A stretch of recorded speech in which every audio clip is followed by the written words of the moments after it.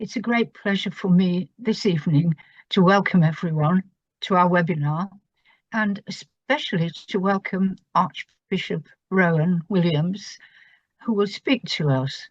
He's an old friend of Christians Aware, and we all know Matt has said he is a former chairman of our charity, and also he was president, and now he's a patron and has written and given many talks for us.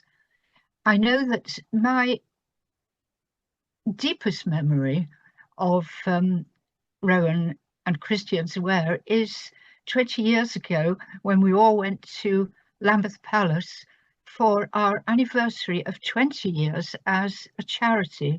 It's a long-standing memory, a happy one, and we'll always be grateful for that. We were a large gathering, we had a lovely meal and very good talks. It's something to remember for us all.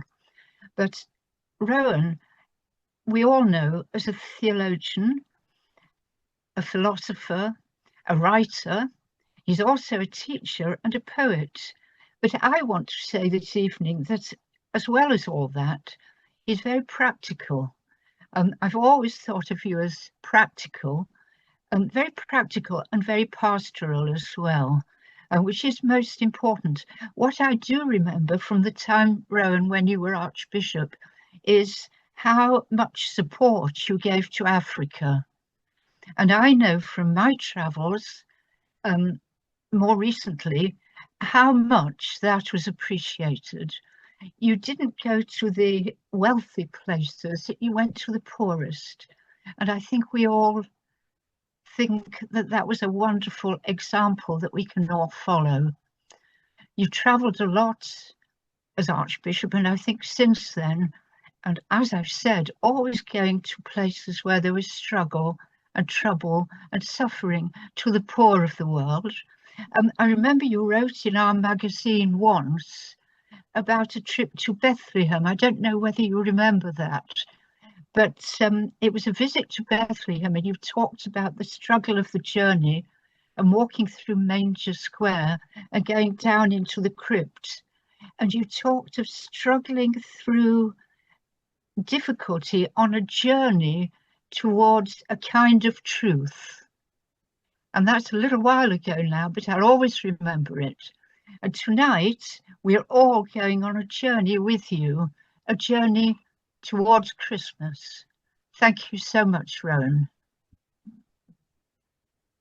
Well, thank you so much, Barbara. And thank you all for the opportunity once again to join a group from Christians Aware. As Barbara said, it's been a long connection, a long friendship, and one which has given me lots of very rich and very fruitful memories. I was given a very broad brief for tonight, getting ready for Christmas, and so of course I thought I'd talk about Advent. And I was thinking that I, and probably quite a lot of you, are just about old enough to remember the days before Advent calendars had chocolate in them, and before even there were John Lewis Christmas ads. And I was brought up in the kind of rather austere Anglican environment where Advent was still vaguely connected with what Christians have often called the four last things: death, judgment, hell, and heaven. And it seems very odd, given that Advent is the beginning of the Church's year, that we should begin by thinking about the last things, about the end to which we're all moving. But I sort of hope that in the next half hour or so, I may be able to make a little bit of sense of that, for myself, if not for you, just thinking why it might be appropriate in getting ready for Christmas to think about last things. It's as if that looking to the end gives us a perspective on everything that's going to follow in the Christian year. This is the context that will make sense of it all.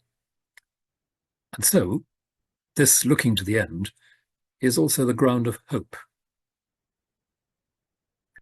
As I say, we don't very much these days in church focus on sermons on death, judgment, heaven and hell in the run-up to Christmas. I think it would probably rather reduce the the church-going population even further than it's already reduced. But there was, in the church's tradition, a bit of a rationale for this. And so let's start with the end. Let's start with death. Because one of the things that Christian faith and Christian vision says to us is that we're not going to make sense of anything about ourselves or our world unless we recognize that we're mortal. We're organic beings, and our organic being runs down and eventually closes down. We owe our bodies to vagrant stardust, and we donate our bodies to worms or whatever. So, understanding who we are and where we are, we have to come to terms with that. Death faces us, and dissolution of a kind. This is a universe where we don't possess a stable, permanent place. And of course, that panics some people. You get a particular kind of mad technocrat, billionaire, naming no names, who seems to think that ideally we ought to be able as human beings to download our real selves onto some kind of machine so that we don't have to worry about wearing out or running down. But the gospel seems to think otherwise. The gospel tells us that the logic, the pattern of our life is precisely that transition between stardust and worms. We are a moment in a flow of life. The whole of the universe is a process of exchange. Life moves through from form to form. It crystallizes in you and me. It crystallizes in a particular shape, a particular story, which is wonderful. And then, in some mysterious way, we let go of that particular crystallized moment. We let the life flow on. We become food for the universe around us, in a very literal sense. And that's fine. That's not something to panic about. This is a universe in which life is always on the move, not something we can seize and possess, not something we can freeze. I read stories in the media every day, and I'm sure you do as well, about biogenics, people thinking about freezing their organic shape so that at some unimaginable future moment, somebody will have come up with the technology to resurrect it. But of course, we as Christians don't believe in eternal life in the sense that we can just hang on. We believe in death and resurrection. We believe in letting go, letting life flow on, and committing ourselves into the hands of God. Into thy hands I commend my spirit, we say in the Psalms, and for many of us say very regularly in the service of Compline, whenever we go to sleep. We commend our spirits. We put ourselves in the hands of something more than ourselves. And so death, traumatic, threatening, disturbing in all sorts of ways, isn't the last word. We have, as it were, forestalled it and said, all right, I'm going to have to give up the place I hold in the world, but I give it up into God's hands. I try to align myself with the God who is giving life and giving hope and giving love in every moment of this deeply interwoven creation of which we're a part. And Jesus talks about losing life to save it. Because as soon as our life is given over in that way to God, then it's as if we make space for that eternal love to come through us, to come alive in us. And so to think at the beginning of the church's year, to think on the way to Christmas about what we are as mortal beings, it's a challenge to think about all that as a gift, not as a problem, not as a menace, but as the gift of what we are, what we can give as organic, physical, time-bound, mortal beings. We'll come back to that a bit later. But the second thing on this rather un-Christmassy list is, of course, judgment. It's not just that we die and we give ourselves over into God's hands and that's the end of the story. Somewhere in that giving of ourselves over into God's hands, there's a kind of exposure to God's truth. It's as if we're saying at some level, when we accept that, all right, I agree. There's nowhere to hide. There's nowhere to hide, and so who I am and what I am is laid bare before God. There is a truth that will look at us, that will tell us who we are, with a truthfulness we have never experienced in this life. We get a glimpse of it, don't we, when sometimes we meet somebody whose love, whose holiness, whose dedication is so transparent that we feel when we're with them, we're kind of laid bare. Our inadequacies are laid bare, and yet at the same time we're not panicking about that because we see something whose truthfulness and integrity is wonderful. And that's just a little glimpse. Barbara spoke about the travels that people in my position get to do.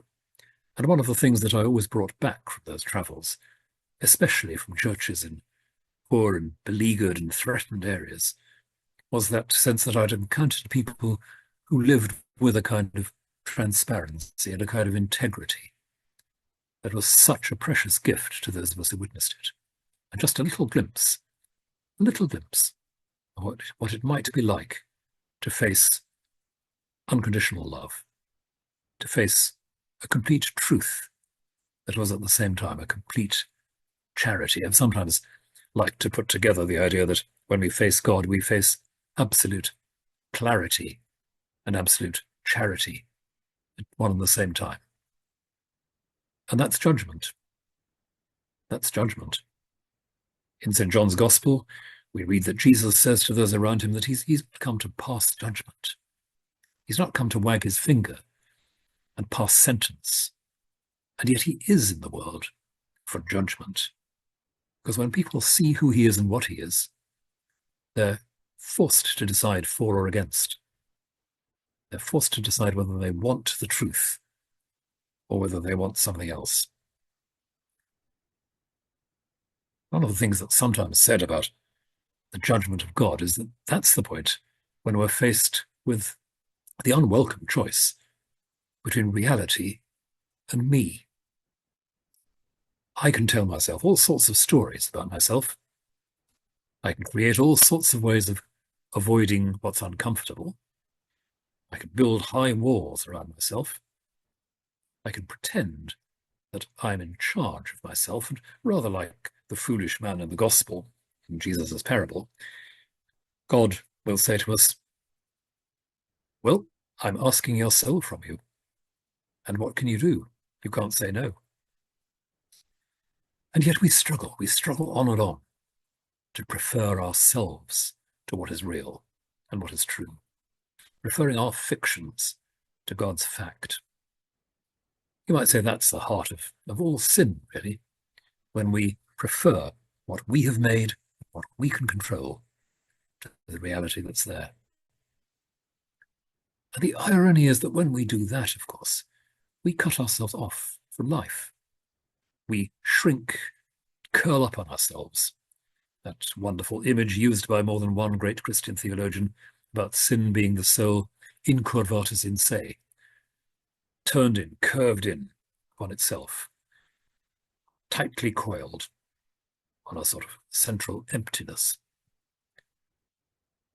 And, when you look around at so many of the patterns of behavior that we see in the world, so many of the patterns of behavior exemplified in the lives and the words of some people in very high office in parts of the world, it's as if these are people who have given up the struggle, who have said, all right, yes, I will prefer me to reality.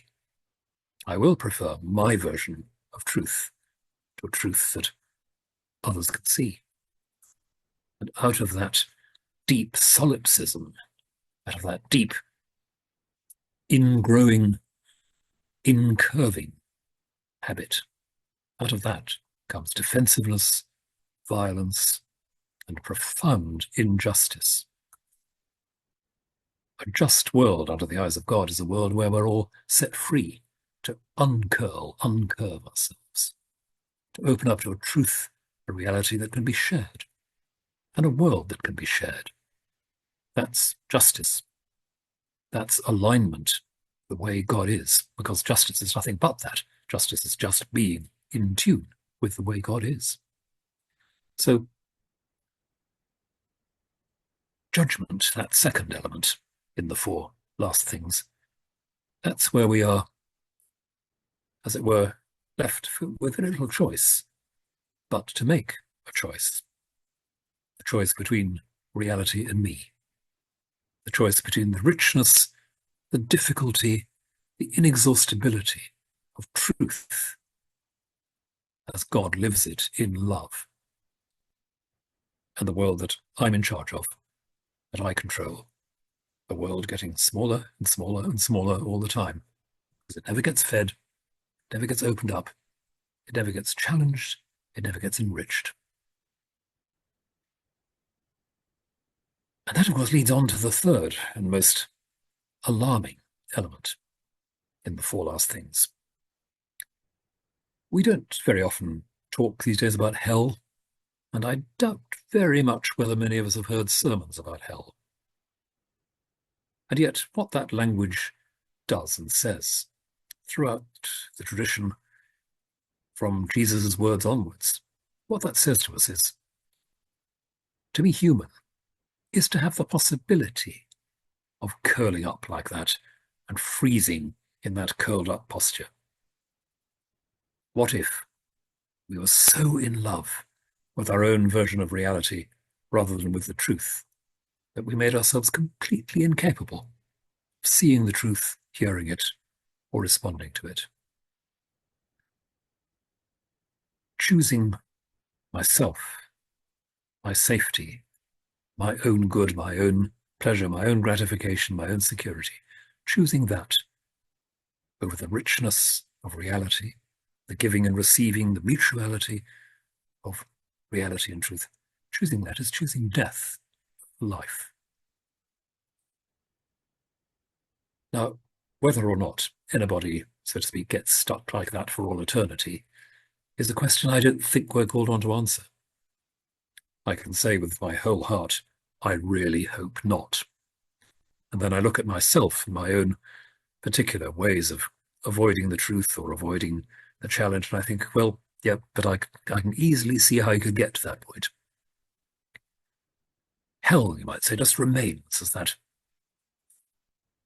dark shadow on the horizon, which says to me, just don't forget, you have the freedom to say yes and no, and saying no has real consequences. Not the consequences of an angry God who will take vengeance on you for not being nice to him, but the effect that you are having on yourself, shrinking, diminishing, trivializing, freezing who you are in that crouch, curled, tight attitude. And whether or not, as I say, anyone is stuck like that forever, you have to imagine, as it were, God's love in all eternity, trying to unclench, to uncurl this tightly clenched fist of selfhood. If there is a hell, then it has that shape, the shape of a clenched fist directed at reality, directed at love. And that's why when we see evil, violence, the slaughter of the innocent, the oppression of the poor in the world, we see something of hell, something of that clenched fist directed at the reality of others, the reality of the world that we actually share. And we see it, and I think quite rightly, we should shudder, we should tremble. Human beings are capable of that level of denial, that level of refusal. And we better remember that we're not incapable of it, each one of us, all of us has that element of the clenched fist, which from time to time breaks the surface, reminding us soberingly, humblingly, just how fragile we are. So I would say that talk about hell is not a matter for theological speculation and theories. It's a kind of chastening of our imagination, just prompting us to remember who we are, what we're capable of. But of course, in and around all this is the reality that all of this would only be a problem if there were no deep, rich, life-giving reality at the center of everything. As I said, the point of judgment is not that we come before some alien court of law, bombarding us with unintelligible questions and unmanageable ideals and all the rest of it. No, we come before a truth so loving, so welcoming, that we can barely look it in the eye. And I always think in this context of George Herbert's lovely poem, Love. Love bade me welcome, but my soul drew back. God's love welcomes us, and yet we can't look it in the eye. We're so conscious of how little we understand of it and how little our pinched, anxious, fearful, selfish souls are capable of responding. But the poem goes on, of course, so wonderfully, to explain how it is that God doesn't give up.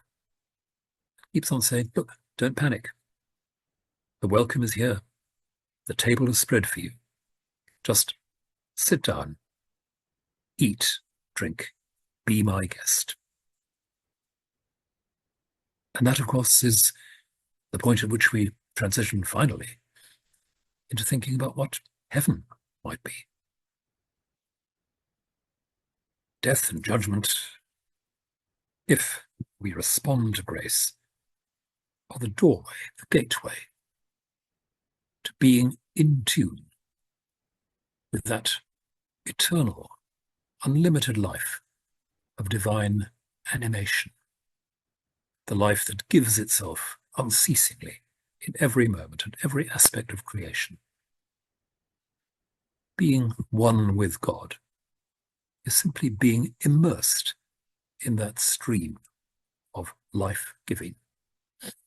And if in the face of judgment we say yes to God's yes to us, if we say yes to God's welcome for us, well, in a nutshell, that is heaven. The old prayer book talks about the grave and gate of death. Very interesting, resonant phrase, the grave and gate of death.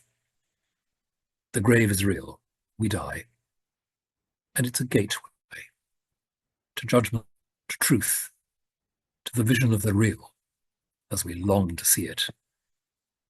A vision which, if we are ready to say yes to it, however unfamiliar, however alarming in some ways, will bring us everlasting life, will align us with God's yes to God's world. But here's the thing. That oneness, that union with God, which we talk about as heaven, is not a way of stopping being the beings that we are. We don't just leave behind our histories, our particularity. And when Christians talk about the resurrection of the body, they're saying we don't leave behind our links, our connectedness with this material, organic world. We're still bound up with one another. We're still, in some sense, exchanging life within a transfigured universe. We don't know what exactly that means. We can't put easy images and ideas on it. And usually when we try to imagine what heaven is like, we tend to make idiots of ourselves. But what we need to say is, beyond death, there is a greater fullness of being a creature, being part of creation, being really deeply bound up with the flow of life all around us, the reality in which God speaks to us, through which God brings us life and hope, day after day and year after year. So, beyond death is neither a blankness nor an absorption into some great impersonal spiritual reality, nor some individual ticket to a particularly exciting light show in heaven. Beyond death, there's a deeper interconnection, a deeper interpenetration of the lives of all things, in which the fire and the light of God's love runs more freely than ever before. And that is joy, that is bliss, the knowledge of feeding and being fed, giving and receiving, seeing and being seen, loving and being loved. That's heaven. And in heaven, as I say, we discover definitively what it's like really to be a creature of God, directly committing ourselves into the hands of love. I'll come back in a moment, just before finishing, to a particular thought about Christmas, but I wonder if so far it's becoming a little bit clearer how all these approaches to death, judgment, hell, and heaven have obvious implications about how we live our lives and how we seek to further the justice, the righteousness of God's kingdom in our midst. That acceptance of a mortality that we share with others, that recognition that we're not spared the common lot of humanity, that taking seriously the fragility, the neediness of actual human beings, coming to terms with our own bodiness, acknowledging that we face the same challenges, the same threats that others do. I'd say that hardly anything is more important in the world these days than acknowledging that we all face the same vulnerability. And for all that some people talk as if it were possible to have the kind of gated community that would keep out pandemic disease and environmental degradation, there's no such thing. We are all vulnerable. And understanding our mortality is part of that. Learning to give up that desperate concern to be in charge of things, to curl in on ourselves and make ourselves our own gods, so to speak. Let go of that, and the sheer depth and density of the reality of others will come alive for us. Their dignity, their hope, their reality. And we're that much freer to learn how to reverence and respond to that reality in others. Recognizing that if we are to go to heaven, in inverted commas, we are going to do so by entering in to a deep, deep exchange of joy and richness in that reverence for and delight in the mystery of one another. So none of this is just idle speculation. It's all about becoming the sort of person who becomes a true disciple committed to justice, to God's justice. And to come back to the season once again before we finish. Last and first, if all this has sunk in, we are getting a bit more ready to see what's going on at Christmas. God the Creator extraordinarily decides to become a creature, become part of what God has made. God embraces limits, bodies, mortality. You remember in the Christmas carol, he assumed this mortal body, frail and feeble, doomed to die. And several of our older Christmas carols do underline that in ways that rather more sentimental modern ones don't. What Christmas is about is God saying to us in the most dramatic way possible, I take completely seriously your bodiliness, your frailty. I'm not running away from the limits you live in and the suffering you face. I am there exactly where it hurts most, exactly where you're likely to feel most lonely. I am committed, says God, to the world that I have made. And that, I think, is one of the most important things we can ever say about Christmas. It's about God keeping promises, God being committed to the world God has made. We hear Jesus after the resurrection in St. Matthew's Gospel saying to the disciples, look, I'm with you always to the end of the world. But I sometimes think of those words almost as if they could have been said to Adam and Eve in the Garden of Eden, so to speak, at the very beginning of creation. God says, I am with you always to the end of the world. I'm not going anywhere. Here I am. I am with you. And approaching Christmas is approaching that celebration of God's promise-keeping, God's faithfulness, that unbreakable link between God and what is fragile and passing and vulnerable. The adorning with glory of what is limited, compromised, and messy.